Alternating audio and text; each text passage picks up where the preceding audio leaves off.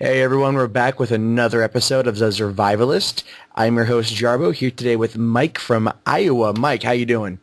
I'm doing good. That's awesome. Good to hear. So welcome to the show. I met Mike here on the zombiehunters.org forums, Zombie Squad, very great group of guys there.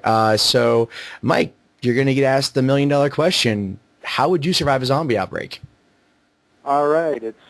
The way I got it is there's a group of us, and we have a location to go to should the shit hit the fan. Really?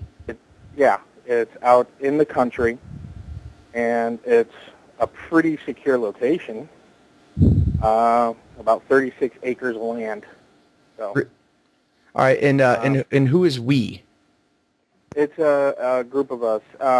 Not anybody from the Zombie Squad forums, just a group of people that I know, real close friends. All right. I'm about 600 miles from my family, so these people have become my family. He's like your zombie brother in arms, right? Exactly. So do you guys already have like your location stocked with provisions and Yes. armaments and whatnot? Yes, we do. Well, not so much armaments, but food, water, gas, and a generator.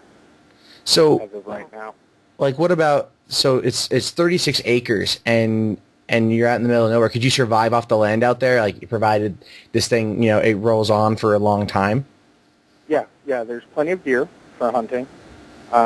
There's a garden that we've started, and it's coming along nicely. And there's a couple wells out there.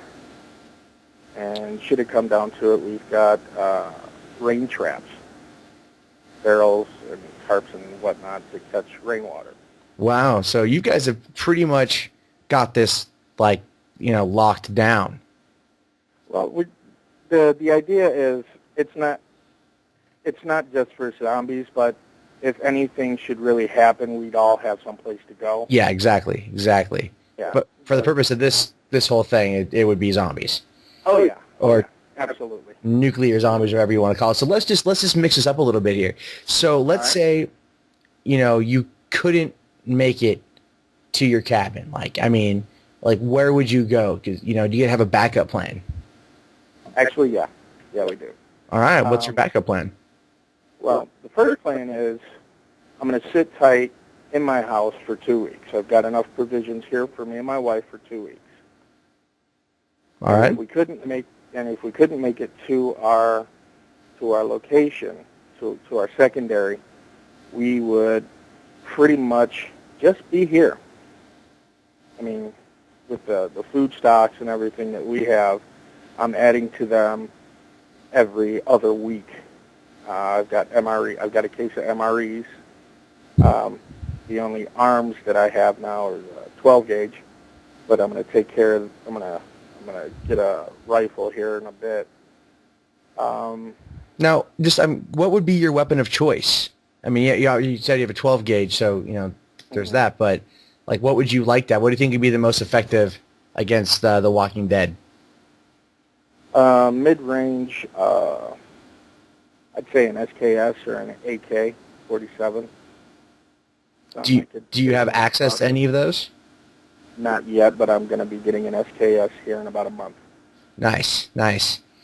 Let's see here. So you're going to be in your house, and how big is the population of your city? 6,000. 6,000. So you should be relatively okay. Yeah. So you live in the Midwest, and the infection may not hit there as rapidly. No, all right. What about the just in case, you have to lay down the fort, extreme plans, have to make the run for it, where would you go? As far out as I can. I would get away from the population centers. I've got a tent. It's not the best, but it'll do in a pinch. Out in the woods, away from Des Moines, and basically out in the woods. Out in the woods. Do you think that given the the event or the chance of this event taking place, do you think you would actually be in danger? Honestly, after the initial shock, probably not. So after like the PAW, what you guys call it over there on the forums? Yeah. Now for what's it called? The post-apocalyptic world. Okay, so that's what post-apocalyptic world, because some people at home may not know what that is, so just explain that. So in the PAW, you think you would be pretty much okay? Yeah, pretty much. I mean, there's only 6,000 people here, and after the initial jab, the initial shock, it'll pretty much clear out. People will be running for the hills, and quite frankly, my estimation is the best place to be is to just sit tight.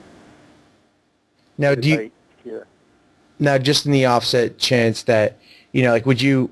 So you already have so many things already put together and stocked and in preparation. Now, do you think you still at any point in time might have to conduct some, scavenging, or as the media call it, looting? Well, honestly, I don't think so. I don't think I would have to resort to that because we've got the preparations in place now. Okay, so would you take on survivor, like other refugees, other survivors, or would you like kind of go, well, sorry, we only got enough for us. You guys are kind of SOL. It would honestly depend on the food and water situation. If we're at our bug out location, then we probably would after an inspection. If somebody's bitten, sorry, you're not getting in, and we'll probably just put a bullet to you. But if you can pass the inspection, the physical, I need to see you, I need to make sure you're not infected, then yeah, we probably would. We'd probably bring people in. All right, so let me ask you this. This is always like the last question I ask is, what would you do if you were bit? How would you take care of that? If I were bit and I hadn't changed yet, I would kiss my wife, tell her I love her, take a pistol, walk out to the woods, and blow my brains out.